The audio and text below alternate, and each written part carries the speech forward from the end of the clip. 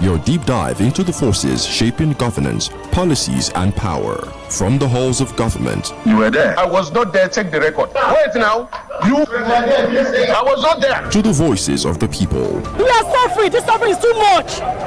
It's too much. Look at the students. There's no job. They finish school. There's no job for them. We analyze the undercurrents, expose the intrigues, and break down the narratives that define our democracy.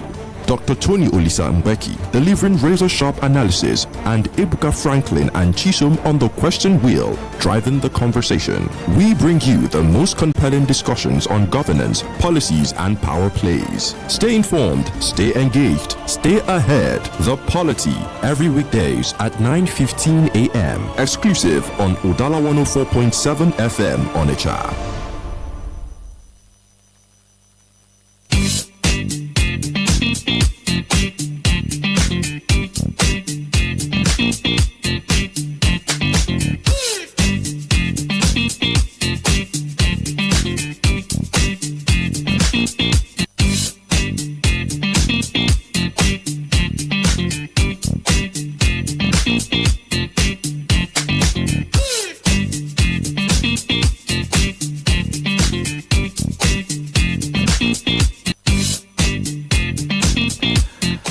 Okay, good morning. Our apologies for starting this very show behind schedule a bit. It's now 19 minutes past 9 a.m. and we are saying welcome to the Polity on Udala Radio 104.7 FM.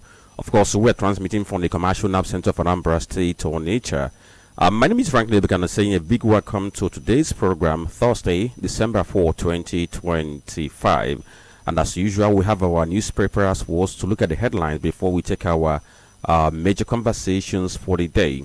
And if you look at the papers now, you will see that there are some trending stories, lots of development here and there, those happening in Anambra State and those beyond Anambra State. Here in Anambra State, of course, we are seeing the continuation of bilateral discussions and defense of the 2026 Anambra budget by ministries, departments, agencies, and parastatals before the relevant committees of the Anambra State House of Assembly. It's quite ongoing. It began on Monday and it continued yesterday, being Wednesday. In fact, that yesterday, the likes of ATMA, VIO, Trackers, and Ministry of Works and Infrastructure, as well as the Ministry of Housing, they all featured to have their own defense of their budget. And during the defense of the budget by the Ministry of Housing, the Commissioner for Housing, Honorable Folio Onyeka, he said that Anambra State government is planning to build 10,000 housing units for civil servants in Anambra State, and is going to be sited at Isiago, which is in Okasa local government area of the state. According to him, this is going to be done under public-private partnership, the one we know as PPP arrangement, and it's going to be done by real estate developers. So this is one of the salient things we saw yesterday from the very defense of the budget. Also in Anambra State, yesterday, operatives of Udogachi in Orumba South local government area of Anambra State, they made some success in their fight against banditry, call it terrorism or call it criminality in Anambra State. Yesterday they were able to neutralize some bad boys disturbing the community and the environs. And from what we gathered, the two of the bad boys who tried to escape, they were apprehended after a hot chase at Obunka Umunze Road. In fact, the video is on the internet now. If you check Facebook, you can see the video where they were being interviewed. And they were able to identify the group they were, or rather they are affiliated with. In that very video, you will see the guns attached to them, likewise different kinds of charms, berets, boots, and what have you not.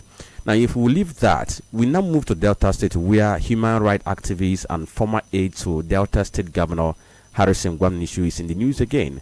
And this time around, people are dragging him after he was accused by, the family of kidnapped victims of stealing ransom, which was provided for the rescue of the kidnapped couple. In fact, the story is complicated. Since yesterday, people have been dragging him, but I must say that since that very yesterday, he's been making frantic effort to explain circumstances surrounding the whole thing.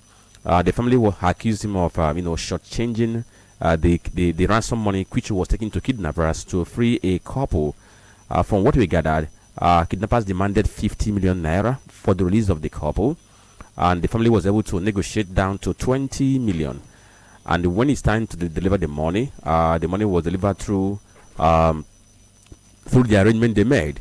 Now, from what we gathered, kidnappers now called later saying that the money was not complete, that a certain amount of money, I think about 4.5 million or thereabout, was shut in from that very money. And the family has turned to blame Harrison, alleging that he stole some money meant for ransom. But Harrison, like I said, has been trying to explain himself, he has done a video. In fact, in the past 20 minutes, he has posted 2 statements trying to clear his name of the allegation. So how he's going to end, you do not know. But just for the importance of information, this thing actually happened in Edo State. According to him, his services were enlisted for him to help the family, and likewise police, in helping to track the kidnappers. And in fact, he has said a whole lot. If you can check his page, you also see his own side of the story in this whole thing that have been unraveling. Then if we leave there, we go to the federal level, where the confirmation of General Christopher Musa as the Minister of Defense happened yesterday on the floor of the Senate. And during the scrutiny that lasted for about 5 hours, different questions were thrown at him, and he made efforts to respond to all those questions. And one thing that is salient, which he said, is that we cannot continue to negotiate with bandits or pay ransom, because once you negotiate or pay ransom, you are multiplying whatever action that these very bandits are taking. That same yesterday, there was the unveiling of the intel for 2026-28 of its school years. That same yesterday, the US announced that it's going to impose a visa restriction on Nigerians violating religious freedom in Nigeria. So if you check the papers, you are most likely to see headlines across all we have just told this very morning. And also, lest we forget, Imo State is beginning the Imo State Summit today, and the likes of Ban Ki-moon is expected to be there. Former Secretary General of the UN is expected to be there. The President of Liberia and so many other captains of industry, they are expected to be there in Imo State for this very 2-day summit. So interesting development, and of course, by the time we begin our conversations, you'll be able to get more information on all these things we have highlighted this very morning. Once again, my name is Franklin Ebuka. I'm not alone. Tony Olisambeki, good morning. Good morning, Franklin Ebuka. Good morning, Nigerians. Good morning, the good people of Southeast. Good morning, India Anambra. Good morning, India Onitsha. Good morning, India Osimo, wherever you are listening to us from. It's always a pleasure. Remember, just like we always know, we're here to do the work of the Almighty. We're here to pay our dues and also be objective as much as we can, and then be dispassionate about some of the issues we have before us. Yes, we hold out quite a lot of developments from Anambra State to the country as a whole.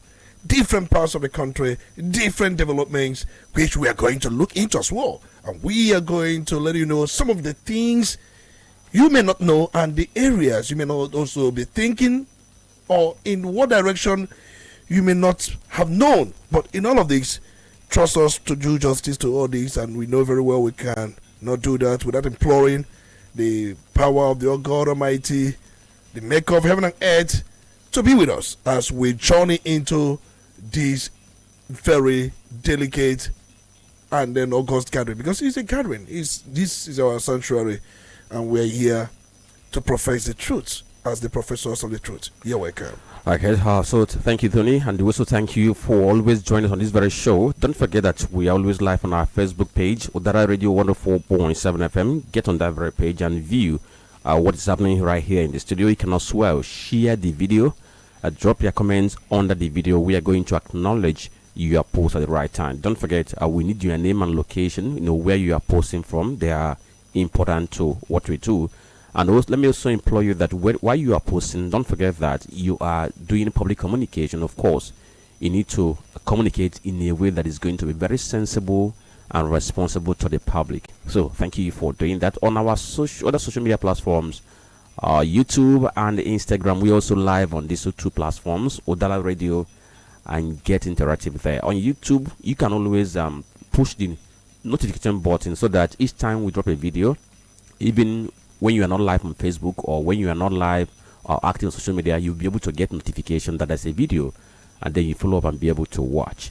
So let's look at the headlines we have this very morning on 4 newspapers, and they are: the Nigerian Tribune, Vanguard, Punch, and Guardian newspapers.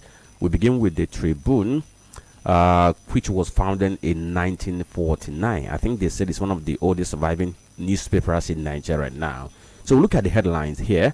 Banner headline here says, U.S. to restrict visas for Nigerians violating religious freedom.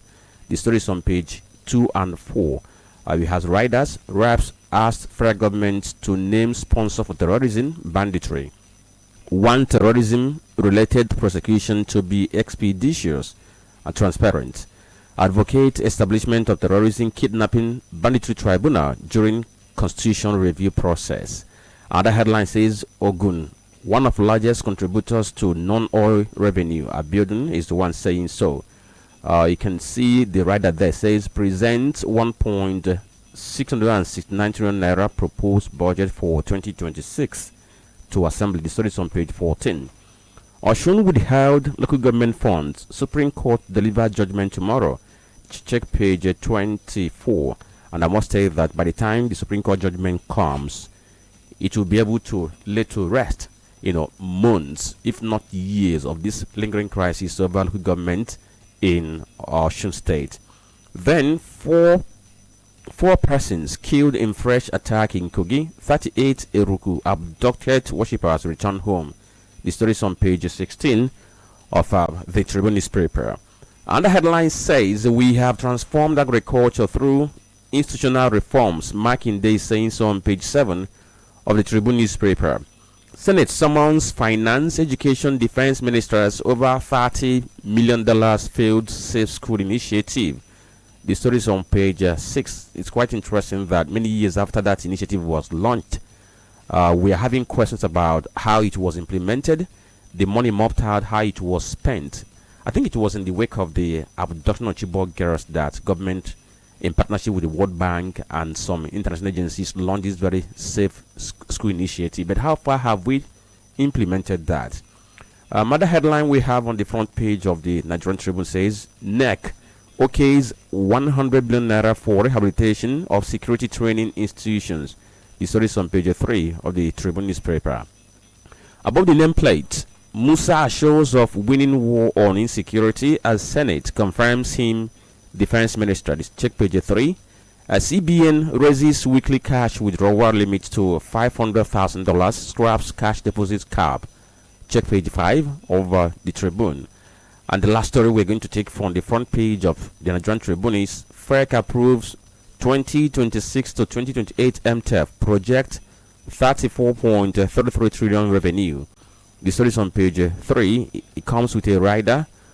Oil projection ceiling at 1.8 million barrels per day, proposes $64 per barrel benchmark. These are the headlines we have on the Tribune newspaper. We're going to dash to the Vanguard newspaper to see the headlines. But the headline here says, no more negotiation, ransom payments to terrorists. The story is on page 5 of Vanguard.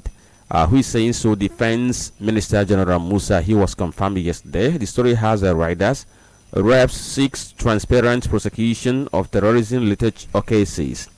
Senate backs death penalty for kidnappers, financiers, informants, others. Open trial of terrorists won't change anything. Lawyers, they are the ones saying so. Above the nameplate, we have this one that says, Niger abductees will be rescued soon. Governor Bago, page 13 of Vanguard, he's giving assurance to the people that those school children who were kidnapped are going to be released very soon. A U.S. issues visa ban on Nigerians involved in anti-Christian violence. Check page 8 of Vanguard newspaper. FEC okays 2026-2028 MTEL project 34.33 trillion revenue. The story is on page 8 of Vanguard newspaper. On page 19, you see the story about CBN removing limit on cash deposits, raises weekly withdrawal limit. Then over to page 9 of Vanguard newspaper. Shetima to governors, overcome challenges, not explain them. That's an admonition coming from the vice president. Then, and the headline here says, 4 trillion naira debt. Angry contractors besiege finance ministry, demand 760 billion naira payment. The story is on page 9 of Vanguard newspaper. And the last headline we can take on the front page of Vanguard says, gunmen attack Abia governor's team in Imo. The story is on page 11. I think this is coming rather late because this story was reported, I think, on Monday, that we learned about it when the governor of Abia State, his advanced team was going to airport, and there was an attack on that very advanced team. Then let's go over to the Punch newspaper to see the headlines here. Beside the nameplate, this one says U.S. malls visa bans over alleged Christian killings in Nigeria. Check page 3 of the Punch newspaper. The banner headline says abduction crisis. NAS asks FG to name terrorism financiers. Check page 2. It comes with a rider that says lawmakers demand guards for schools, worship halls. New defense minister probes Kebbi kidnap, Army general's death. That's the major story on the front page of the Punch newspaper.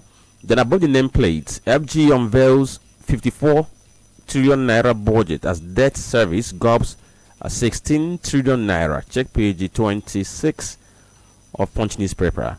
Voter registration review begins as INEC closes registration. The story is on page 34. And this one says U.S. company withdraws Nigeria's presidential jet from sale. Check page 34 of Punch newspaper. Miners reject governor's 6 months mining ban plan. It's on page 36. AMCON repays 3.6 trillion naira loan to CBN. Page 35 of Punch newspaper. Then you see the picture story there of Governor Governor Abiodun of Ogun State presenting budget before the State House of Assembly, and it has a headline that says Abiodun presents 1.67 trillion naira 2026 appropriation bill to Ogun Assembly. Then we now look at other headlines on the front page of Punch newspaper. Senate questions ministers on $30 million school safety project. Check page 8. 22 Lagos PSP operators fired for underperformance. The story is on page 5. And the last headline on the front page of the Punch says a CBN ends cash deposit limit for bank customers. That's the last story we have on the front page of Punch newspaper. We're going to quickly dash to the Guardian so that we see the headlines here before we get to look at the issues on the menu this very morning. On the Guardian newspaper, the banner headline says Senate reps adopt hardline anti-terror measures. Back Musa is on page 6. You will see the continuation of editorial on the front page of this very paper by Nekon Energy Limited. It seems to be it's either Nekon Energy Limited or Nest Oil every day on the front page in editorial on these very papers. Then other headlines we have here. AMCON says 3.6 trillion naira debt repaid achieves 87% recovery. That's on business page of Guardian as well on page 15. Stakeholders demand legal backing for IREV e-transmission of results. Check page 3 of Guardian newspaper. MTF clears path for 2026 budget as FG reviews revenue gaps. The story is on page 3 of the Guardian newspaper. And the final story on the front page here says CPC status. U.S. mounts pressure on Nigeria, vows visa restrictions. The story is on page 6. So these are the stories we have this very morning. The front pages of various newspapers we have brought before you. And next will be for us to bring you analysis on some of these very developments as will be provided by Dr. Tony Sambeki. Stay with us, we'll be right back.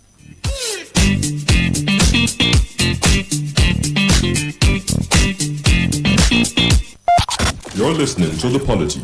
Get involved now.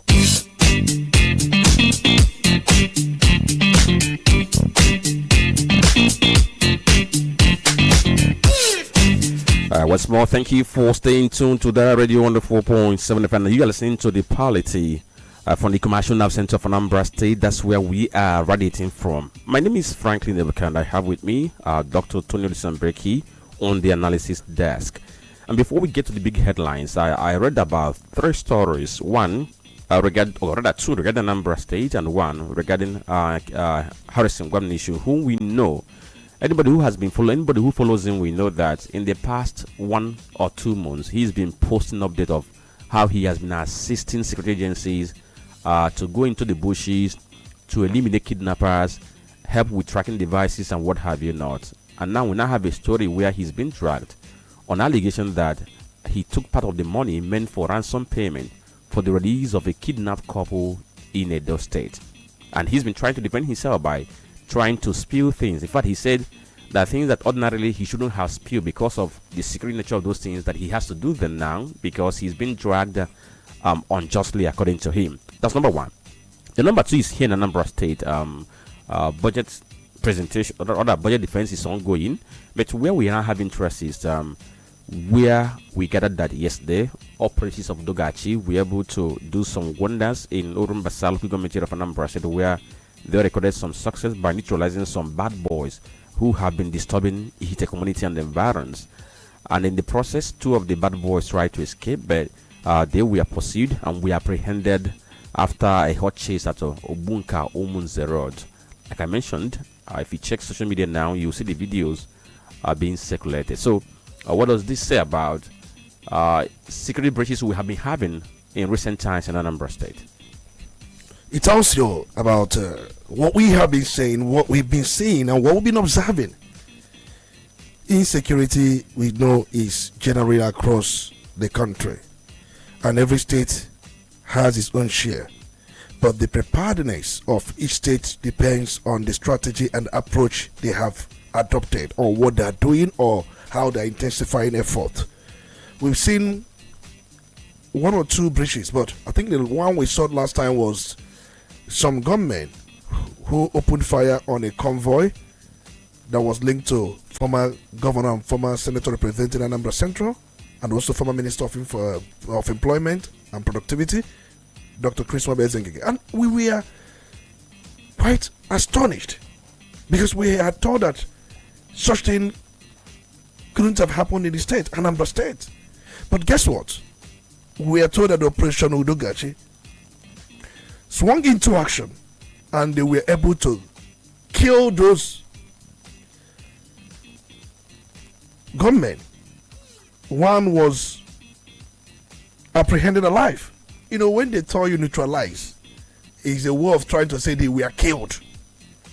That's security language. We have to use plain language here.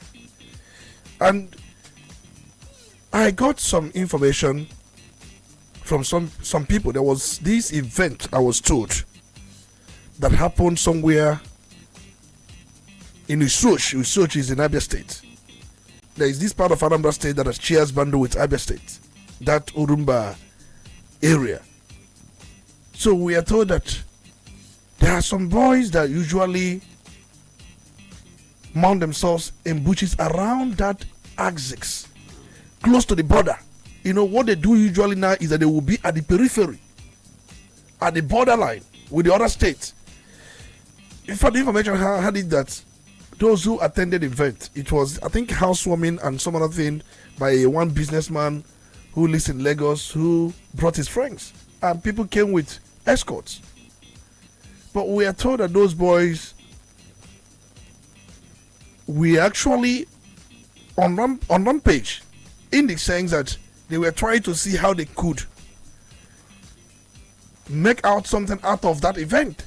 But being that those who attended the event were on security convoy, but they couldn't do anything. But it's a good thing that the Anambra State Operation Udogachi has risen up to its mandate again, once again. You know, I have always said, what do you think the state would have been without Agone Chamber, without Udogachi? Yes. What do you think the state would have been?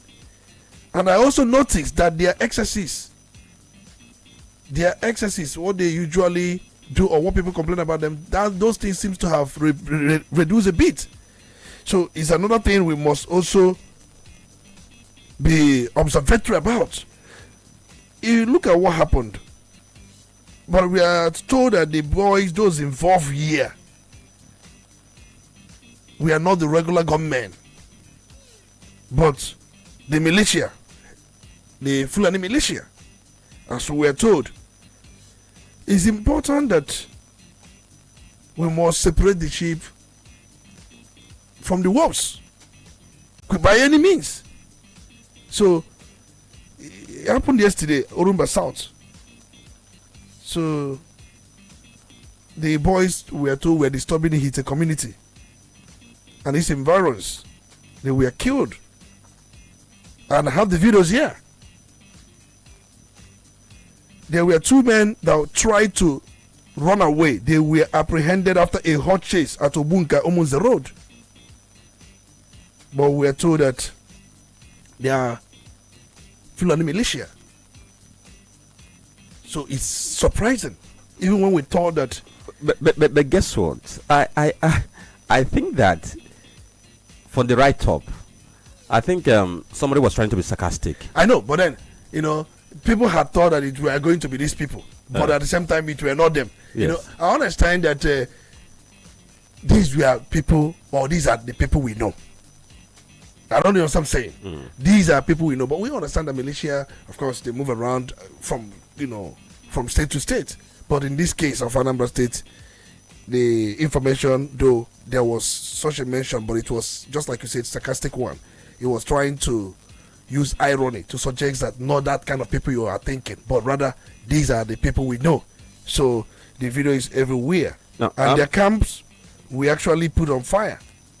I never knew that these camps still exist. Now, Tony, before you continue, for the purpose of clarity and purpose of factuality, because what I'm saying is I don't know whether everybody is following us, trying to understand the irony in what is being said, and sarcasm in what is being said. Possibly, if we can just listen to this a bit, the short interview which was conducted by the security operatives who apprehended them. If we can just listen to it a bit, and then we continue with this very conversation.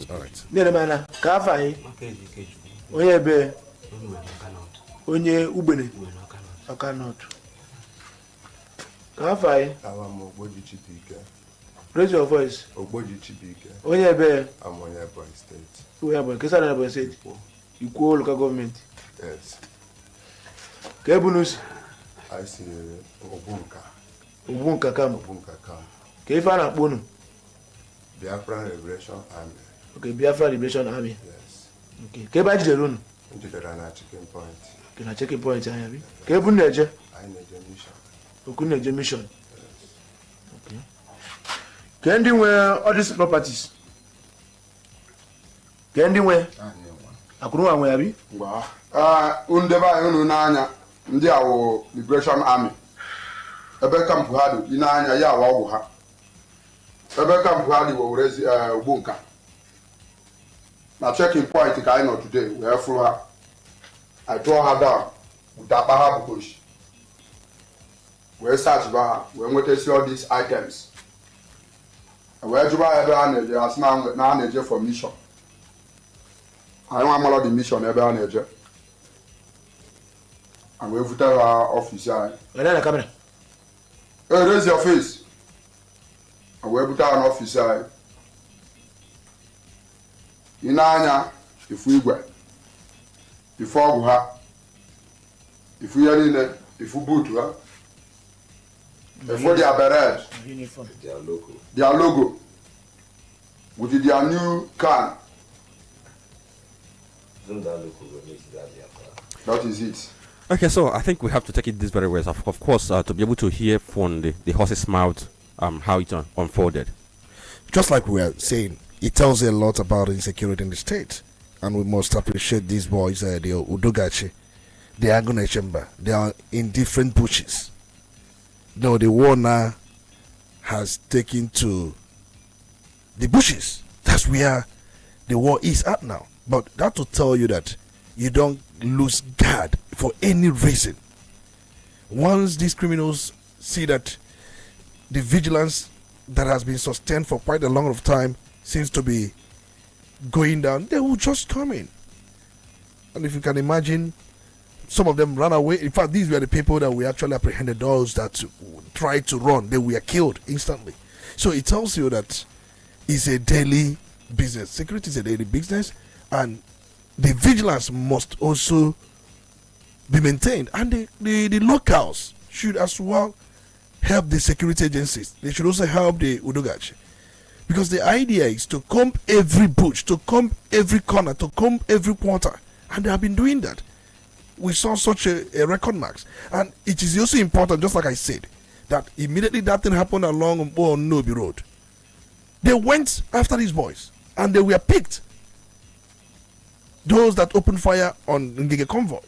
So the idea is to make Anambra State to be a very safe place. Now, is there anything you think that is missing? Because we know that in the heat of the launch of Dogachi, after about 1 month or thereabout, or about 2 months, we witnessed relative peace in Anambra State, that you can go a whole month without hearing of any kind of breaches anywhere. And it lasted for some time. You know, people had this breathing space. But recently, especially that very week that the convoy of Ngige was attacked, we had about 3 incidents of security breaches. And people were saying, does it mean that we are not relaxing? So is there any gap you think that needs to be closed when it comes to being at alert and mounting continuous surveillance on the state? You know, people felt that the excesses of Udogachi was actually disturbing the community. And we saw some of their roadblocks, their checkpoints reduced, and their visibility reduced. I'm not saying that they have not been moving around, but the intensity reduced. It could be because of public outcry, but that does not. Public outcry is simply because men certain ways. Don't mount tolls, don't collect money from people, don't harass, don't intimidate. But I don't know what could have happened, but I'm just trying to say that the intensity they usually operate with, or the intensity with which they operate with, this thing we saw some reductions. I don't know why. I don't know whether it could be because of that these boys moving around the boundary area came in. We saw a situation where in a month or 2 months, Anambra State recorded no serious security breach, no abduction, no kidnapping, no gunmen attack for 2 months or more. We saw that in the state. But because we know very well that even if you secure your own state, what about the neighboring states? No, the neighboring state is also of concern. That's more reason I would also appeal to this Udogachi. They should operate around the boundary areas, because the boundary areas, that's the only area I believe that seems to be very vulnerable. The boundary areas, especially with Abia State, with Enugu State, with Imo State, the boundary areas we share with these states. And now I think that, when it comes to this mountain of roadblock, I think that security agencies, whether it's Dogachi, whether it's Agone Chamber, or whether it's the police or military, I think they should become more strategic. Why am I saying this? I just want to give an instance with that one that happened at Izo Labatete Road, which snowballed into the attack on the convoy of Christian Gige. Now just imagine that there were checkpoints at some strategic locations, and these guys were able to move in from Izo. Of course, you know that the exit route could be through Abatete Alo, or Ruku Road, or through Abatete Ogidi Mbo Road, or through Abatete Idani Road, and what have you not. And so if there are strategic in mounting this very checkpoint to the point that if there's a bridge somewhere, any of the exit route that the criminals could use to exit, there is a chance that there could be roadblocks somewhere that can help to check out these things. Just like you said, we have network of roads, and once there is a bridge on this road, the next will be the exit route. It's important that, because the roads you mentioned, I'm aware, in fact I'm conversant with these roads in question, in view. So if the roadblocks are properly strategic, as you mentioned, when one incident happens here, it becomes so difficult for them to get out of it without being apprehended. So it just tells you that we must be strategic in our approach. We must be intentional. We must be deliberate. And knowing fully what the season we are in, because what the security agencies or what the security operatives have tried to do is to douse whatever tension on insecurity in a number of states to allow people to have this celebration. But it comes with total vigilance. It must come with total vigilance. And we must have strategic security presence along our roads, because if you are a motorist, if you're a commuter, once you sight the presence of these security operatives, it gives you some confidence that all is well. So we expect them to mount some strategic checkpoints along these routes.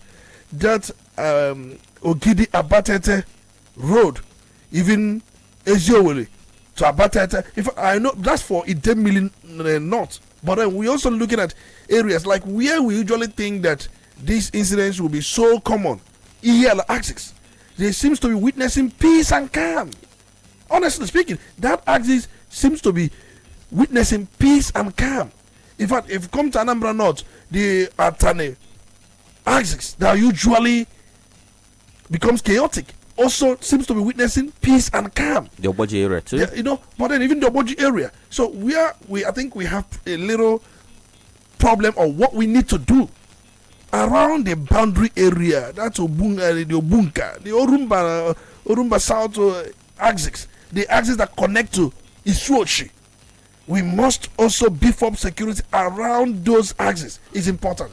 Okay, and we also need to add that while we are demanding for security of lives and property by people who have the responsibility to do that, talking about security agencies, we should also know that as the people, there's also an obligation on us, and the obligation is to ensure that we cooperate with these very security agencies and provide information. Because if we're going to be honest to ourselves, if you live in a community, if there is a kidnapping camp, if you are paying attention, you will know. Yeah.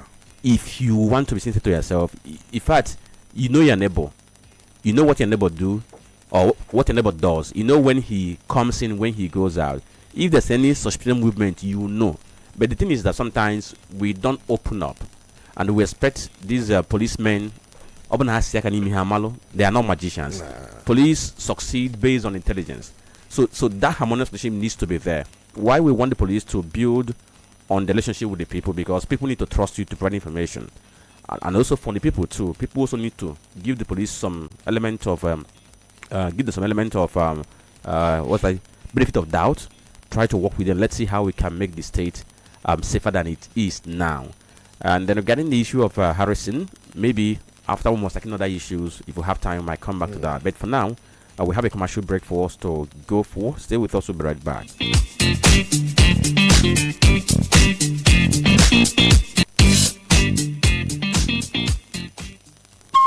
Udala Radio, 104.7 FM.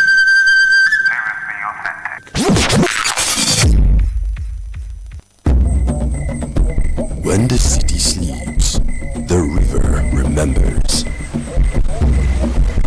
When the drums call, Onitsha awakens.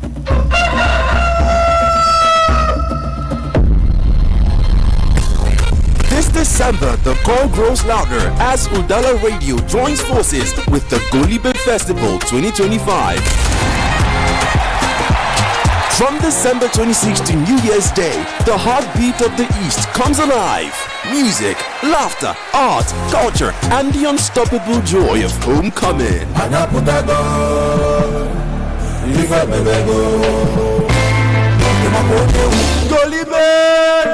This year promises more energy, more color, more connection. A festival for every proud son and daughter of Igbo land.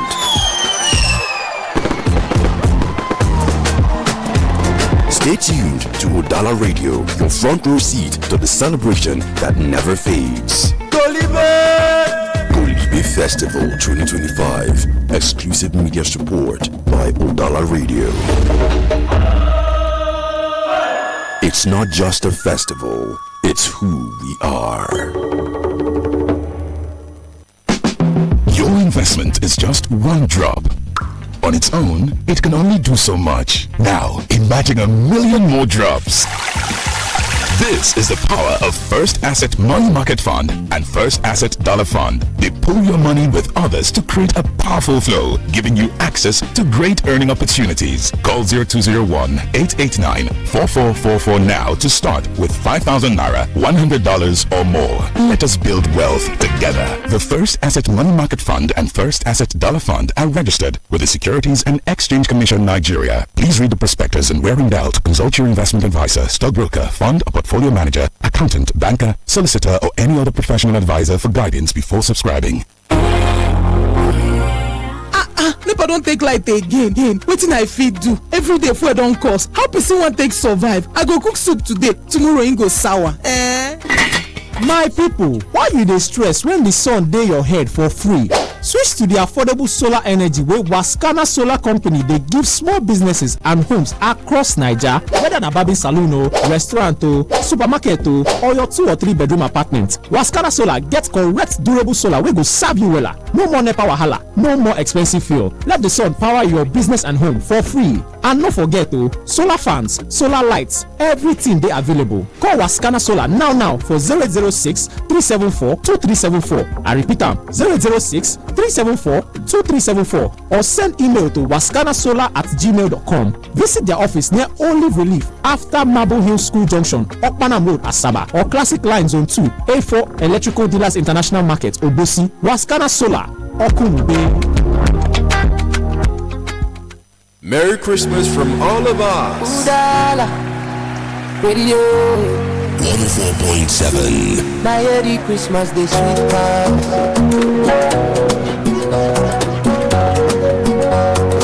Let's go. Bells they ring for the street tonight. Children they dance under Christmas light. Mama they cook jollof, aroma they rise. Yeah. For they smile, joyfully mice. No know they for body love they warm. Afro be breathing happiness long come. Oh. From Onitsha city to every home. Now celebrity chant food is on. It's a Udala Christmas. Oh, oh. Everybody gather make we jollof. Oh, oh. It's a Udala Christmas. Oh, oh. Turn up the music, make it go. Udala. Christmas the sweet for Udala radio.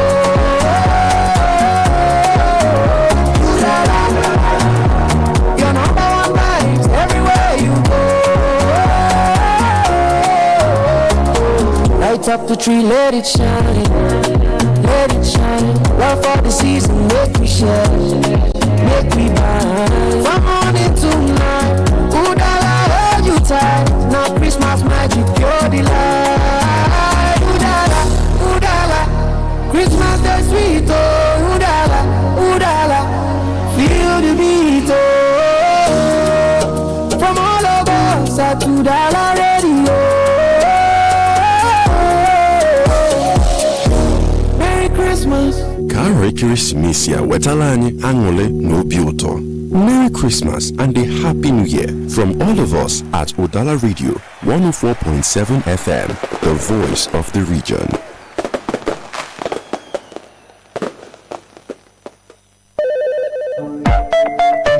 Udala Radio 104.7 FM. Seriously authentic. You're listening to The Polity. Get involved now.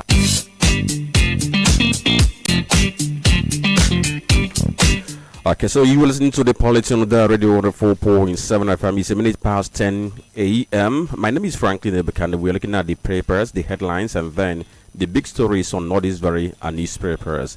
We also still have Tony Sambeki on the analysis desk, trying to look at the issues, what they are, and what we can possibly do in areas that need recommendations on what can possibly happen.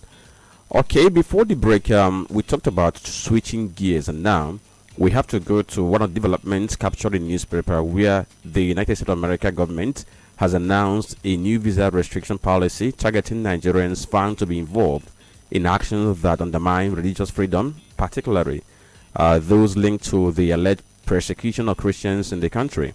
This was disclosed by the United States Secretary of State, Marco Rubio, in a post he made on X Wednesday, that was yesterday.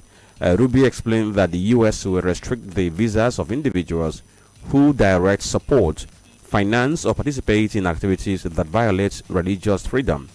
The policy extends to government actors and non-state groups assessed to be responsible for religious persecution, including those operating within Nigeria. Now, let's look at the quote that was released by Marco Rubio. He said the U.S. is taking decisive action in response to the atrocities and violence against Christians in Nigeria and around the world. The State Department will restrict U.S. visas for those who knowingly direct, authorize, support, fund, or carry out violations of religious freedom. These visa policy applies to Nigeria and other governments or individuals that persecute people for their religious beliefs. Certainly, if you also check the website of U.S. Department of State, you also see the same information that the government seems to be serious about this. So it seems that the government of the U.S., led by Donald Trump, is quite serious about ensuring that anybody who has, in one word, the other, supported religious persecution is going to have some consequences for his or her action. So what do you make of this? Do you think it's going to help in trying to contain extremism in Nigeria? You know, it's part of measures United States of America do map out to have control or to achieve a particular aim.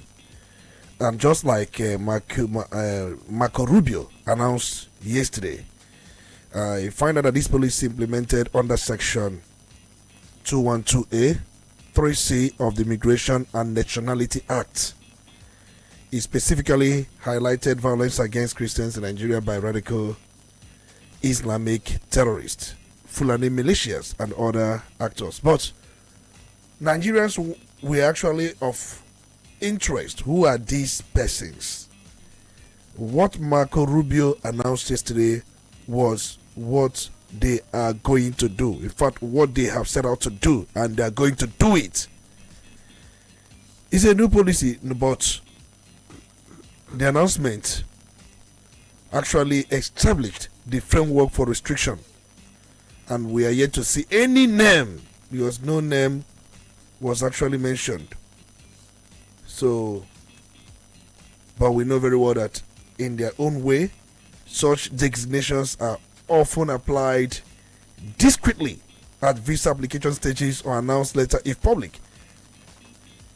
But who are these Nigerians? What that means that United States of America is trying to tell us that we know the Nigerians. Many of them at different levels. Those in government, those out of government, at different levels of government. The individuals involved, they have the data, they have these names. But just like I do say, they will do it discreetly. But we've known UX because historically, under related US laws, both International Religious Freedom Acts, visa restriction for religious persecution, have been mostly imposed on officials from countries designated as countries of particular concern. We saw that when they imposed visa restriction on Chinese nationals, Iranian nationals, Myanmar, Russia, Pakistani, we've seen such visa restrictions. In the case of China, officials involved in, the Uyghur Muslim and the Falun Gong persecution, they were given visa restrictions. So that is United States of America way of getting at these perpetrators of religious persecution. Now this visa restriction, what result does it bring? How does it affect the persons who suffer this restriction? Because in the essence of it, it might be that the persons might not be able to travel to the US. Outside this, what other consequence does this bring on the person who is found to be culpable? Most times when they issue visa restriction on any individual, one, you ask, what effect? And you've mentioned one yourself, ineligible for visa and entry into United States of America. Because one may say, highest, the person will not travel to United States of America. Because if you ban me from obtaining US visa or entering the country, well, and so what? But not just the person, the family. Because if you are targeted as a persecutor of Christians, you have family members who may have one thing or the other to do United States of America. They may be affected because the US have a way of extending the restrictions to spouses, children, or even other immediate family members. They amplify the consequence from time to time. But they may not name you publicly. But if there is demand for you to be named publicly, they will do that. That's why during the campaign, some people were saying, why don't this person enter US? Why don't that person? Remember during the 2023 electionary campaign. But look at the broader effects and intended impact of visa restriction. Because the primary goal is to pressure perpetrators by limiting their access to US, which is seen as a privilege for elites. The people go there for education, business opportunities, or safe haven for assets. And then they have also issued visa restriction for those who have violated human rights. So the whole thing is more like to apply pressure to that person, for the person to know that the world is watching you, because they bring you to the spotlight. Once you are issued visa restriction, or once you are restricted from accessing US, or from what we just said here, they have a way of sharing their data with some other Western countries. You will become somebody on the spotlight. But we've seen these people most times when they issue visa restriction, they try to go to countries that have problems with United States of America, Western countries that have problems with United States of America. But the truth remains that it's just to apply pressure. It's more of, it serves as deterrence. It's trying to bring you to accountability. Now, do you have in mind any group or any person that this kind of harm might likely fall on? In this country? Exactly. You can't mention anybody's name because you must speak from the point of facts. And the security agencies, if they have done their work, if they have done their homework, they would have known those who are persecutors of Christians. But just like I told you earlier on, United States of America, they have their own data. They have those they have set their eyes on. Just as their rule says, they will not make it public. They will do it discreetly. And I've said it many times, anybody will start seeing that couldn't go to United States of America will be suspecting the person. But just like I told you earlier on, the idea, the goal behind the visa restriction, the intended result is to apply pressure on that very person, to see a way of bringing that person to account, and to see a way of using that to serve as deterrence so that the person cannot continue to do what the person has started or is doing or keeps doing. Just like I said. But apart from visa restriction, there are other ways United States of America try to bring those people to account. There are other ways. If these people in question have assets in United States of America or countries they have a treaty with, when it comes to issues like that, these assets will be frozen. If it is government, that government asset will be frozen. Issue of foreign aid restrictions, they will issue foreign aid restrictions. They will give financial sanctions because they will prohibit US from having any form of transactions with that very person in any way, by any means, even trade and export restriction. If it has to do with country, they will limit the country. In fact, they will limit their access to US goods, technology, or services, and even anything. If that has to do with government, any form of engagement will be frozen. So, visa ineligibility is part of these broader areas. Marco Rubio announced that they have started these visa restrictions. So that implies that they have the names, the list of these persons. They have their names. under their Immigration Act, they cannot name these people. Okay. Now, let's get to the next story, which is about what happened yesterday on the floor of the Senate, because yesterday the Senate confirmed the nomination of former Chief of Defense Staff, General Christopher Musa, as the new Defense Minister. And it took them about 5 hours for them to have a discussion with Musa. I chose not to use the word grill, because I don't know what is being grilled, because whether he was grilled or not, for the fact that he had been nominated, he was bound to be cleared. But before the questions and answers began, we saw what happened between some lawmakers and the Senate President, where some lawmakers wanted him to take a bow and go. But Senate President Godswill Akpabio said no, he cannot take a bow and go, because we are talking about serious thing, that the U.S. is on our neck, and that cannot happen. And people were saying, oh, does that mean that Senate President was becoming serious about what has been happening in the country? Now, the big issue is that during that very about 5 hours question and answer between the senators and the new defense chief, lots of questions were raised. Now, when it came to the issue of talking about negotiation and payment of ransom to terrorists, the new defense minister, took a very hard stand. He said there should be no more negotiation with or payment of ransom to terrorists in the country. Now, he goes on to say, he said Nigeria's fight against insecurity will remain ineffective until the country established a unified national database that captured every citizen and linked all security, banking, and identity systems together. Now, he stated this during when he was being screened, and this issue of negotiation, he said government at all levels must enforce a total ban on ransom payments and negotiations with terrorists, warning that such actions only empower criminals. Just like re-echoing of what you have said on this platform, that you cannot continue to negotiate and then pay ransom.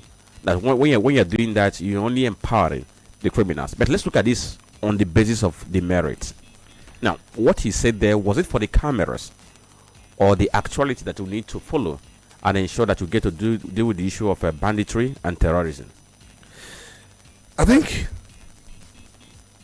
we saw what happened yesterday, and I followed some of them anyway. And it happens that what we have been saying here was what Musa re-echoed here, and what I have most times amplified, championed, pushed. And you remember, I have always said we must have a national strategy on terrorism, fighting terror. We don't have any national strategy. We don't have a kind of coordinated strategy. I've said all of these things here. Yesterday, when Musa was responding to some question, he was actually giving them lecture. And that's where I looked at it. They raised questions. Yes, the first drama that happened was when Senator Sani Musa, he's commonly called Senator 313. I don't know why. Sani Musa, the senator representing Niger East Senatorial District in Niger State. He was the one that raised the idea or a motion that Musa Christopher should take a bow and go. Ababio was more like furious. Take a bow and go when Donald Trump is watching, when United States of America is on our neck. We cannot allow this bow and go today. The world is watching. And people were like, why is Ababio so much afraid of Donald Trump? Remember, before yesterday, when he was wrongly accused by Senate Deputy President Jubril Barra of making responses to Donald Trump, he said, who am I? who am I to respond to Donald Trump? That he did not issue any response. He was furious about it. And even when Deputy Senate President was telling him, even if you did, there's nothing wrong in that response. The response was like, Nigeria cannot be put under such pressure, that we cannot be put in such notion or be cowards. He said it's better we do what Donald Trump is saying. That he never, so you saw that banter between him and his deputy, trying to say that he can never make such statements. That is by the way. And yesterday he said that Donald Trump is also watching. So the fear of Donald Trump is the beginning of wisdom for God's will at Babio, the Senate president. Having said that, look at some of the things Musa said. You highlighted some of them. Issue of no negotiation on ransom payment to terrorists or bandits. He was making a proposal. Remember, Babio told him, we are going to look at for your policy. You know, I said these things yesterday. His concern, his jurisdiction will be more on policy formulation, budgeting, resource allocation, and some other things I've said here. And more like advising Mr. President and ensuring that the CDS, the Chief of Defense Staff, the Service Chief, they are also executing the strategy adopted by the President. And I've asked many times, what strategy do we have in this fight against insecurity, terrorism? I don't know one for now. Do we have any white paper? Do we have any? I don't think we have. But that is where it comes in. But of course, he also mentioned that there are some lacuna, jurisdictional lacuna amongst the service chiefs.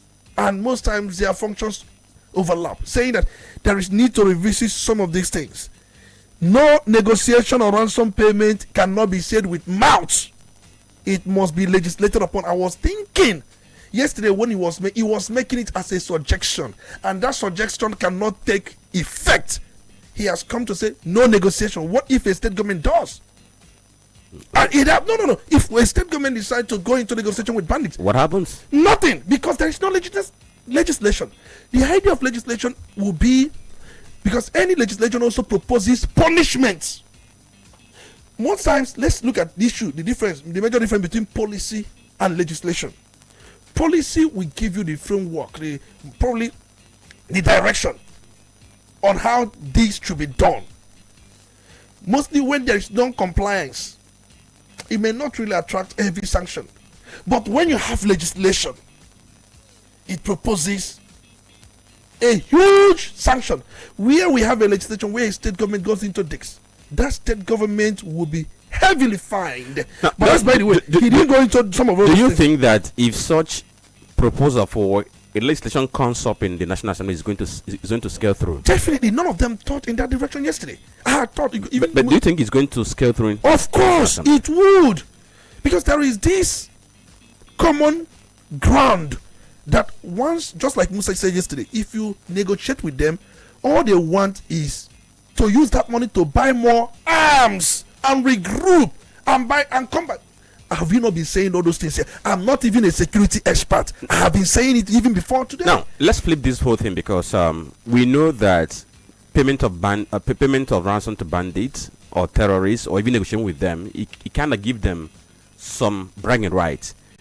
It gets to re-energize them. Exactly. But let's flip it to the side whereby we live in a country where people have become so helpless that the people are always being told to protect themselves. All right. People are always being told to do whatever they can do to ensure that their safety is guaranteed. Right. Where government has abdicated its responsibility.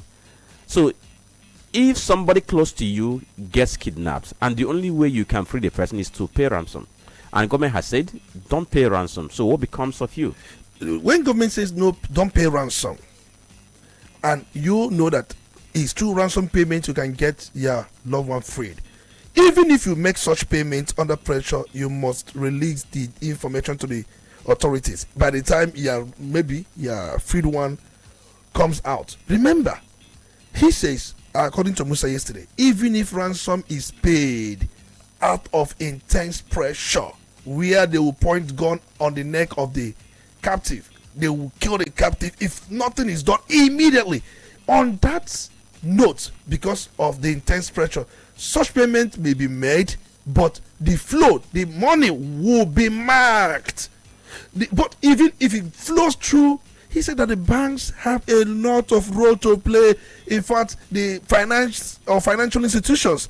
He made us understand that in Germany, in some other countries. It's through technology they nip any crime in the bud. Let me say this. We don't even have a database. He spoke yesterday about database of every Nigerian. Customs have theirs, police have theirs, road safety have theirs, NIMSI have theirs. We don't have a unified database of every Nigerian that details their recent activities. It's not just having a database that is not fluid in nature. Database that is static, that's not the one we are talking about, because there are two types of database. For me, you have the fluid one, you have the static one. Static one is the one that once captured, it remains that way. The fluid one is that the ones that also ups the activity of the individual so captured in that database. If the person records any crime, it is updated. If the person appears in any court, is updated. Court appearances, some of these things are updated. See, he says if we have that, because other countries, most countries, they have some of these things. And then the issue of increased funding and accountability was able to tell us yesterday that a single medium-range precision missile costs $100,000. That's about 150 million. He says if you use drone to release such missile, whether it hits the target or it doesn't hit the target, 150 million is gone, letting us know that issue of defense is a capital intensive project. He made us understand that there will be zero tolerance for terrorism. Issue of repentant Boko Haram.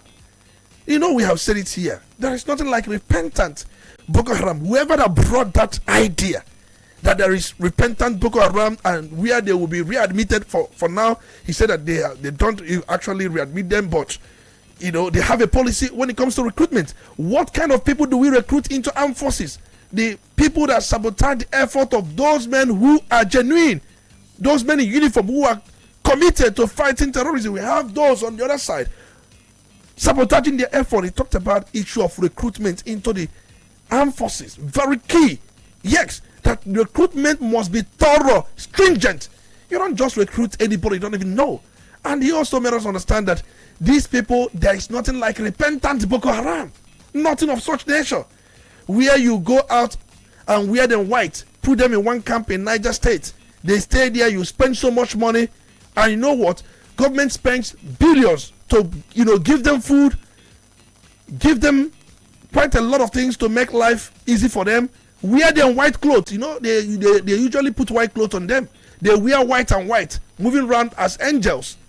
Only for you to release them, they will go back to the same crime. And one problem we have in this country is I don't know who brought that idea.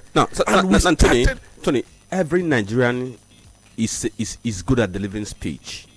So if I call every Nigerian an orator, I'm not far from the truth. If you call any Nigerian now to provide a solution on our problems, extempore, the person might be able to provide those solutions. But when it now comes to delivering, we now begin to look for who is going to bail the cat. So he spoke marvelously yesterday, and like you said, I knew the lawmakers were wowed by what he said, and they believe that we have the right man for the right job. But where the battle lies is for us to get on board and begin to work towards all these things that have been said. That's where the National Assembly comes in. They have failed completely in this fight against insecurity. I'm talking about members of the National Assembly. They have overlooked key things. The National Assembly, their own pattern of good governance is through legislation. That is why they are being paid full time. That's why they are being paid full time. Most policies of government that are good must be legislated up. I said this thing from time to time, like what Musa was saying yesterday. No negotiation with banding staffs is this, that. It's just we end up with mere works. It will have no effect. It will have no consequence if it is not legislated upon. Any person, any government, because the idea is looking at government, not at individuals. The idea is on the part of government that goes into negotiation with these people. You supply them with arms, they regroup, and they come back again to attack these communities and villages. So where government does that, what happens to the government? It must be legislated upon. It's not because if you write executive order on that, some of these governors will challenge that. It must be legislated. It must become a national law. I have said that we must use technology. What prevents us from having this database we are talking about? Information about every Nigerian. Unify it. We can track, in fact, sometimes in bank transactions, if anybody records transaction more than 5 million, it must be updated in that person's record, data that such transactions happened. Most times we see some of these regulations being jumped by some people that have the connection. We know we have weak institutions, but technology will go a long way. Funding will go a long way. And then most of these policies, we must also legislate it. I don't want policy. I want legislation. Nothing like repentant Boko Haram or bandit. There is nothing repentant about them. Nothing. All right. So they must be treated as criminals. These are people that have killed individuals, that have killed family. You wear them white, spend money on them, give them food, clothe them. They will go out to the same crime. Whereas the families that have killed, they are begging for justice. And the ones who kill them are being trained by government in any skill they want. Can you imagine such a system? Can you imagine such nonsense? And people who have suffered in the hands of these people begging for justice, they are orphaned, they have no place, they are in IDP camps, and you are putting white clothes on these people. They move around in the name of repentant Boko Haram. Who brought such idea? This is barbaric for me. See, we must go on to legislate. National Assembly seems to be sleeping. Right. If it were U.S. Congress, do you know how many legislation they would have come up with in this fight against insurgency? All right. Let's be serious in this country. So you said they've been sleeping, perhaps. They have been sleeping. Perhaps Donald Trump has woken Senate President up. That's why he tells you Trump is watching. We can't allow him to take a bow and leave. Okay, so let's go for this very commercial break. After the break, we're going to open the phone lines for you to join this very conversation. Stay with us.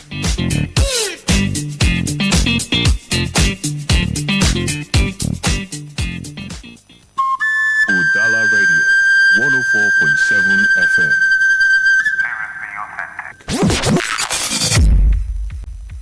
FM. Quality bread, Wendy's bread. For your family breakfast, Wendy's bread. How about chichane to yellow, Wendy's bread. Mama, papa, they like Wendy's bread. Chichane nyandu, Wendy's bread. Even children, they like Wendy's bread. Wendy's bread. Wendy's bread. You get it better, tasty, we go sweet your belly. Wendy's bread. Wendy's your body, choma. Wendy's bread. Wendy's bread, tasty bread. You can contact us on our official address, Second Business Park, Enugu Road, GRA, beside Onitsha, Anambra State. We also have another branch at St. Michael Plaza at Tandy Road. Also contact us on 070-1149-1571. Wendy's bread, your tasty bread.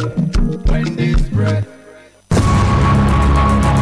From the streets of Lagos to the heart of Anambra, the rhythm returns home. This December 28th, Oka will breathe in rhythm and shine in gold. Lagos Jump Off 3.0, the homecoming edition, featuring Annie Dons Onyetaka, Ilblaze Jarek, Mr. Raw, Slow Dog, Charles Okocha, PB Ninja, Ivata, Diamond Okechi, Eaglet Davidson, Casey Kubana, MC Monica, Aboifi I Go Talk, Slim Shady, Waga, Ejai Kwamba, Go to Onitsha, Hype Man Extraordinary, Harry B, Hype AO Machine, DJ Fresh Omen, DJ Alonso, DJ Spin Daddy, DJ Factor, DJ Fabuloso, VVIP table 3 million naira, VIP table 2 million naira, regular table 1 million naira, cocktail table 300,000 naira, standalone or walking guest 150,000 naira. For reservation and inquiries, do call 0913-484-4336 or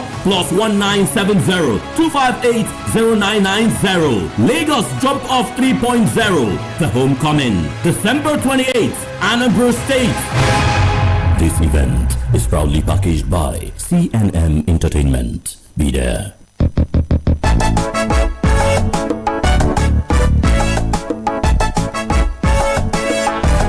When you think of roofing, think of strength. When you think of durability, think of beauty. And when you think of all three combined, think Best Aluminium MFG Limited. At Best Aluminium, we don't just manufacture roofing sheets. We create protection, comfort, and style for your home and business. Whether you're building from scratch or repairing an old roof, we have exactly what you need. Our products include stone-coated roofing sheets, aluminum roofing sheets, and colored roofing sheets. But that's not all. We also offer residential and commercial roofing services, roof repairs, gutters, emergency roofing services, and even durable cookwares that bring quality to your kitchen. Visit us today at 30/32 Anyika Street, Awada Obosi, Anambra State, or call us right now on 0806 416 2374 or 0706 059 6203. With Best Aluminium, you're investing in peace of mind, in beauty, and in the future of your home. Because when it comes to roofing, the best choice is always Best Aluminium MFG Limited. Tomorrow's technology today. Ụbọchị dum jupụtara n'ọtụtụ ihe omume mana ego gị nọ nkịtị ebe ọ dị. Ọ bụrụkwanụ na nrụsi ọrụ ike dịka ị na-eme kwụsịlata n'oge a mee ka ego gị rọrụ gị ọrụ sonye na amụma First Asset Money Market Fund na First Asset Dollar Fund ma nweghachita ihe dị mma jiri naanị $5,000 $100 wee malite ngwakpọ akara 0806-494-5838 ka ịmalite ịmụba ego gị ka anyị gbakọ akụrụba anyị ọnụ. Edebanyere aha First Asset Money Market Fund na First Asset Dollar Fund n'akwụkwọ ụlọọrụ Securities and Exchange Commission Nigeria. Biko gụọ akwụkwọ mgbazi oluso ya ma ebe ọbụla ị na-enwe obi abụọ kpọtụrụ onye investment advisor, stockbroker, fund maọbụ portfolio manager, accountant, banker, solicitor maọbụ onye ọzọ ma ihe a na-akọ ka o duzie gị tupu ịmalite. Golden Promise Fiesta 1.0 2025. Be there at the biggest fiesta of the year. Join us live at Sonia Hotel, Sawite, 153B Eziweka Road, Awado Busi, Onitsha on 20th December 2025 by 5 p.m. till dawn. It'll be a night of unforgettable entertainment, comedy, dance, and thrilling musical performances from Annie Dons, Professor Chikobi, One-on-One Women Leader, Twin Parrots, Evangelist Emeka Abuchi Obusi, MC Elegant Face, MC Prince, and many more. Tickets are available now. Regular 2,000, VIP 10,000, VVIP table of 5 persons 500,000 naira. Get yours at number 1 Ngozi Obago Plaza, 20 Enugu Road, Onitsha, 97 Bida Road, Onitsha, number 1 Pampam Lane Suite, P25 second floor, Merituo Plaza, Main Market, Onitsha, Office 13, All Saints Shopping Complex, 28 Louis Mbanefo Street, off 6th Avenue, Onitsha. Before they sell out, contact us on the following numbers: 0814 394 2802, 0808 441 5156, 0814 350 1022, or 0916 384 3623. Golden Promise Fiesta 2025, proudly powered by Golden Promise Entertainment. Don't just hear about it, be there. When the city sleeps, the river remembers. When the drums call, Onitsha awakens.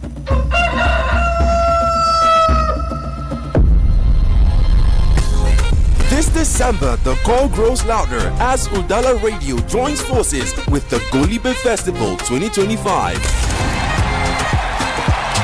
From December 26 New Year's Day, the heartbeat of the East comes alive. Music, laughter, art, culture, and the unstoppable joy of homecoming.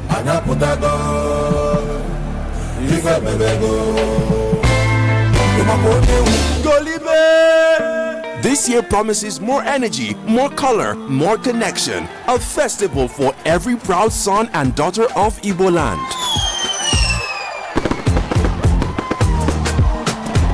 Stay tuned to Udala Radio, your front row seat to the celebration that never fades. Golibe Festival 2025. Exclusive media support by Udala Radio. It's not just a festival, it's who we are. The best radio station in the world.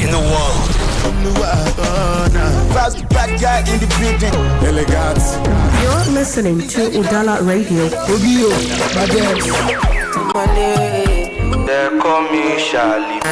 Is right here, right now.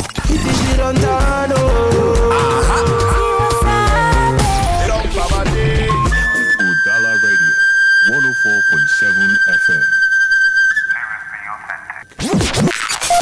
You're listening to the Polity. Get involved now.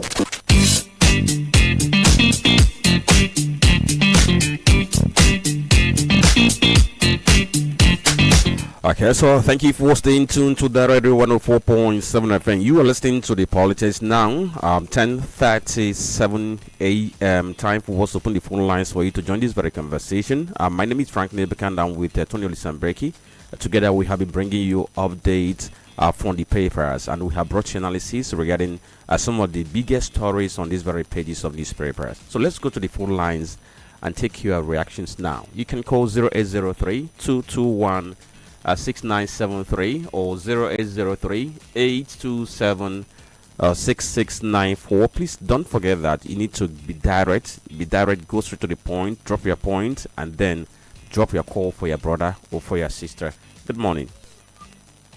Good morning, Mr. Chukwemka. Yes, good morning. Your name? Good morning, Honorable Dr. Tony Olisambe. You're welcome. It's good to have you. Obike from Obosi. Go on. Proceed. Yes. You see, I want to congratulate the Udogachi for the great move they make, for them to have that powerful spiritual eye, to know that these guys they captured, they are agents of Lucifer. They are the acts that are disturbing the Anambra State. I congratulate them.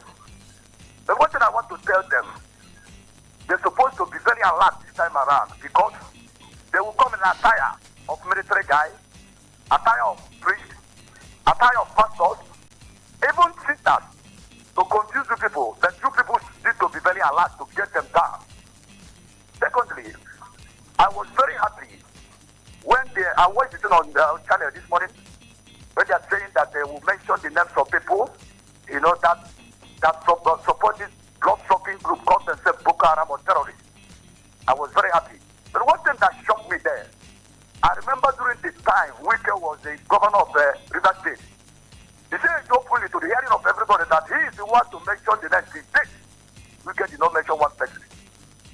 The problem we have in this country, you say the truth and that's the consequences, is the cartel and cabal. They are the ones. They don't want the citizen to drink water and drop cup. But one thing I know is that no matter how this thing goes, one day, all their plots must surely be thrown open. I want the federal government to be very alert now, for them to obey instructions, avoid destruction. Okay. Thank you. I rest my case here. Thank you, PK, for your contribution. Hello, good morning. Hello. Okay, I think you have to try again. Let's see whether we can have a better connection for that very call. Good morning.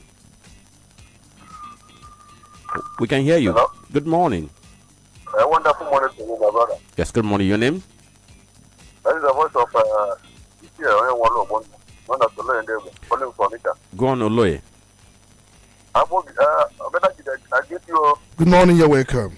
Himself. Thank you so much. A man that always called a spirit. Thank you. God bless you people. Please, the northerners, the northern governors and the traditional rulers, they have been sleeping all this while. Some time ago, somebody said that attack on Boko Haram is attack to the northerners, against the northerners. What is that kind of statement? The president cannot do this. To stop this issue of insecurity alone, unless the northern governors decide to rise to the occasion. Yoruba governors, the southwest governors, have formed the Amateku, and they are doing a great job. Even Southeast, they have formed a bad weekend. Anambra State governor have formed Afghanistan and the rest of them. Which security outfits have these people, all these bandits and Boko Haram and terrorists and bandits have been terrorizing the northerners, killing a lot of people, innocent Nigerians, innocent northerners. What have they done all this while? It is better than rise on and moreover, these people are dragging us back to the money that we were supposed to use to develop Nigeria. We are using it to buy ammunition, to buy Boko Haram for many years now. If they are not ready to cooperate, all right. You know, the Bible says that you cannot work together unless they agree. If they are not ready, please, everybody should go in separate ways. That's my own take this morning. Okay. God bless you. Hello, thank you for joining. Hello, good morning. Good morning, can you hear us? Okay, 0803-221-6973 or 0803-827-6694. Good morning. Good morning. Welcome on board. Badmos Honora. Go on, Mr. Badmos. Good. Tracking down kidnappers is good, but there are things they need to put in their enforcement. I'm talking about the Rubago and others, and also the Anambra State government. They should compel or direct all the PG in Anambra State to start burning bushes. Because if we keep having all these thick forests around us, we will continue to have it. For instance, in Ihioma, where I come from, we have burned down all the bushes. That is, you will not see any type of bush in Ihioma as we speak. So, they should instruct the PGs, tell the town union and those that are in the villages, compel them that you must. Any bush that you know that you are not making use of, burn it down. Or if you cannot burn it and you have any other way for you to bring down, make it so that if someone stays far away, they can see who is there. That is another way to curb it. But if you continue leaving bushes, if you chase them out from here, they will go to another place and set camp. So, we should start burning bushes. Because if we burn down all the bushes around us, there will be no hiding place for them again. On the issue of Badio, it is not singing Trump in National Assembly because he loves Nigeria. It is because of his investment and his families that are living there. So he's all doing this thing so that he will not release sanctions by the U.S. and at the end of the day, this investment will be jeopardized. All right. He's not doing these things he's doing in the National Assembly because he loves Nigerians. He's doing it out of fear. Thank you. All right. Thank you, Mr. Badmos, for joining to this conversation. You are listening to Udala Radio 104.7 FM. We also live on our Facebook page. You can just get there, drop your comments. We're going to acknowledge the post on that our Facebook page. Good morning. Hello, good morning. Good morning. Your name? Yeah, my name is George. Good morning, Mr. Speaker. You're welcome. Yeah, if I want to say something here, based on the situation of the country, I would say that this is the first time that Abadio did something that somebody like me will ever recommend that, yes, that he did a good job with the House of Senate yesterday. But you understand one thing, you know that some of all these guys that men that we always vote for to go and represent us, they're doing nothing. That's why I'm always saying, let us grab this issue of Senate House and make it something that you don't be a similar something. That you come, and you be there and you go to your house. Like somebody came from your house for screening, you're not saying that there's no need for that. Let's buy and you are collecting our money, our taxpayer money every month. There's no security person, but if you want to move now, you move more than 10. Therefore, you are talking what you're not supposed to say in the floor. So I'm very happy yesterday that Pablo stood in ground and said and that you cannot just be giving jobs to people that you don't even know if the person is ready to do the job. I know that it's not let it say, let it have to say something, but at least if they can implement one quarter of what he said yesterday, mostly in the part of that no more repentant Boko Haram, you know that there is a hope for the country. Not that after everything, after everything that we did, after the growth of somebody that has been killing people, you now telling the person that he has repented. And you now instigate it into our army. Look at the lapses that we are having in our army.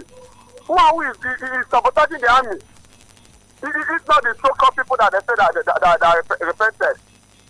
So there's a lot that we must put on ground based on the security aspect of this country. So I'm very happy that at least for the first time I also stood the ground and let the man to let him tell us what he's going to eat. We are employing him. So let him tell us what I was going to do because the country is collapsed. I don't even believe that Akpabio is being afraid because of Trump or anything. I believe that he did the job in the right way yesterday. Thank you. All right. Thank you, George, for calling. Let's see. Good morning. Okay, I think this line seems to be faulty because all the calls coming through from that line, they have been dropping. Good morning. Thank you, President. Yes. Good morning to you. Good morning. Mr. Speaker, good morning. You're welcome. Good morning. This is Honorable Monday Johnson. Mr. Speaker, what happened on the floor of Senate yesterday reminds me of what happened some time ago when a man was appointed from Enugu, was appointed the Minister of Power. When he was being interviewed right there on the floor of the Senate, he turned that place as a classroom. People were moving at him, the senators. He took them deeper beyond they knew. And then what happened yesterday, Christopher also told about. But what marvels me is that when that man assumed office and met Nigeria one-on-one, he was forced to resign. I pray for Christopher Musa, when he will assume office today or any moment from now and meet Nigeria one-on-one, I pray that God will help him to stand and confront Nigeria headlong. Away from that, I want to ask you a question, Mr. Speaker. This question has been going on the floor of the Senate. Who ordered those military men securing those schools to withdraw 30 minutes before the version? Till now, no answer has been provided. And I've been expecting the senators to invite the commander-in-chief of forces and they ask him this question because he is the one commanding the forces of this country and he is privy to every security information and details in this country. Yet, they have not invited him. I want to ask you, Mr. Speaker, what can Nigerians do to assess answer to this question? Who ordered those troops to withdraw 30 minutes before those girls were kidnapped? Good morning. All right, thank you. So let's quickly address this questions he raised because yesterday that also came up because he said he's going to ensure that that is probed and anybody responsible or anybody found guilty is dealt with decisively based on law. Then you can now respond to the other question that were raised by the last caller. Let's quickly address that. I think Christopher Musa also mentioned that yesterday, saying that he was going to investigate the order, who issued order to those troops to withdraw from Mago before the schoolgirls were kidnapped. And also, he said he was going to investigate. He said it yesterday during his time with the Senate that he is going to investigate the death of Brigadier General Sani, the one that died in Borno State. So these are the two incidents. But you ask me, Nigerians want us sex that information, and we know the only person that can provide that information would be the Chief of Defense Staff Oluyede, as we have currently, because the Chief of Army Staff would also brief him. Nigerians are interested to know. These are things we've been seeing. There are people collaborating with this militia group, with these terrorists, with these bandits. They collaborate with him. Before bandits attack, they have been given clearance by those who collaborate with them in our security forces. Just hold on. I want to try this very call. Let's see whether we'll be able to take this very call. Okay. Yeah, hello, good morning. Hello, good morning. Thank you all in the studio. Okay, you're welcome. Just quickly, 30 minutes. Sorry, 30 seconds. Go on. Hello? Please go on. Go on. You have 30 seconds. Go on, we can hear you. Hello, is Mr. Chibo calling from Masaba? Mr. Chibo, go on. Yeah. What you see in this comment is... Hello? Mr. Chibo, I'm quite sorry because I must be very good. So let's try again. Let's see. Hello, good morning. Okay, So that didn't. If you're given opportunity, just take it. Don't even expect anybody to hear you back. Just go on and make your point. It's important. Okay, so let's quickly go to our Facebook page and see the reactions we have there, because some persons have dropped their information already, their reaction on that very page. Let's see the ones we can acknowledge before we get to wrap up today's conversation on the polity, coming to you via the radio 104.7 FM. Okay, so let's see this very post coming from. Okay. The first one we have is from Gospel Okoye. He says, I want to ask why any kidnappers caught by Udogachi or any security operative, they are linked to Biafra Liberation Army without proper investigation by security agencies, to be sure. And he says kudos to the US for the visa ban on those their hands are linked to Christian genocide in Nigeria. Jeluze Prince says he posted from Onitsha main market. He says, okay, Mr. Tony, I'm happy with the works of Dogachi and Agona Chamber security men, but please, I want them to be transferred every 2 or 3 months if possible, because many of them who stay in same area for a long time will start misbehaving and start collecting money from transporters. Come to Sabo Junction every evening and see for yourself. Even along the Obelemili area heading to Subway, they are also there collecting money anyhow. Okay, Arinze Ijim Mboye from, okay, he posted from Ibarian Farm Settlement. He said, okay, thank you to the Left crew. Also, thank you for following us. And he's saying that Tony, okay, has stood by the truth. Okay, Dr. Mrs. Molebra from Owerri says, is development possible anywhere misappropriation and shoddy deals made their ways as an endemic national ethos, where conscience is murdered for political gains, self-will raised above that of collective imprudence for prudence, honesty and hard work for dishonesty, where the future is mortgaged for immediate gratification, and all related behaviors and culture of corruption. Why is evil being allowed to ravage our polity unchallenged? And then Ikechukwu says he wants to see the post by Dogachi. Like I said, you can go to social media. The videos are there. Then Tochukwu Wachimeleza says, if after the operation of Dogachi in Anambra State without arresting any Fulani criminal that always stay in the bush to cause insecurity, I will tell you that the operation is one-sided. If Dogachi security outfits operate in bushes, they should also arrest everyone, not only Biafra dictators. Okay, he posted from Onitsha. Now, let me tell you, Tochukwu, the best thing you can do for us as a state is, if you know where these guys are camped, give it to security agencies. Let's see how they're going to react on it. Very important, because we know very well that even Udogachi, their phone lines are always open, and they would also want your information. Once you've given them information, they will process it. It becomes intelligence. Information process is intelligence. When you hear intelligence, it's a processed information, and once it's been processed, definitely it will be acted upon. Strategy, development, and so many other things will come, and it will be used for the safety of the society. Is important. Security is a collective effort. It's a collective effort. You don't just stay in one corner and think it's going to be a dream world, because we know the country we are in, there is inequality in everything we do. And as a result of that inequality, there are those who have crime in their DNA.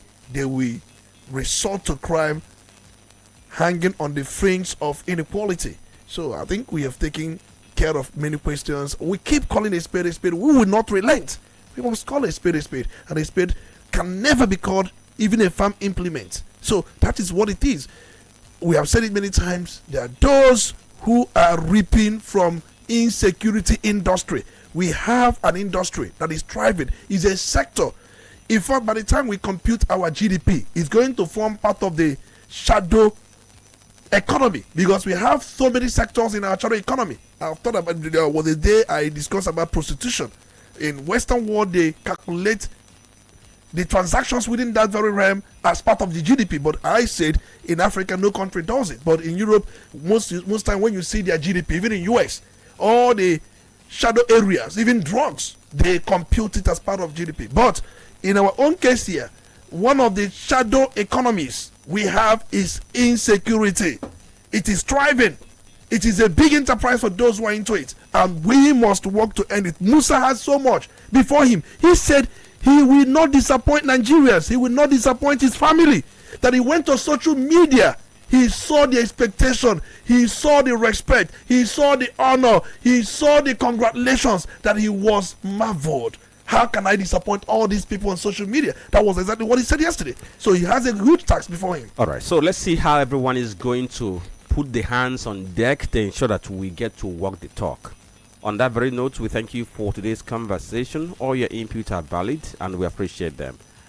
Tomorrow being Friday, of course, we're going to congregate again on this platform for us to